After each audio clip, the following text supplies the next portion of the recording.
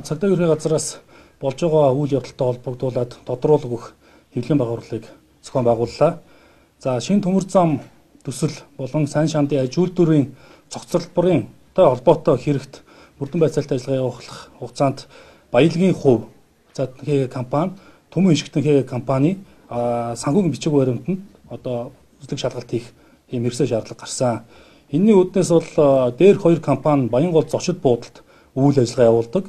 Тиймээс одоо энэ Баянгол зочид буудалд үйл ажиллагаа явуулдаг баялагын хувь Төмөн Ишгтэн ХГ компани одоо санхүүгийн өрөөнд санхүүгийн бичиг баримтанд үзлэг нэгжлэг хийх энэ ажиллагаа явуулж байна. За нэгжлэгийн үйл ажиллагаа маань бол эрүүл байцаан шийдэх хууль заасны дагуу прокурорын зөвшөөрөлтөй хөндлөнгийн гэрчийг байлцуулан явуулж байгаа.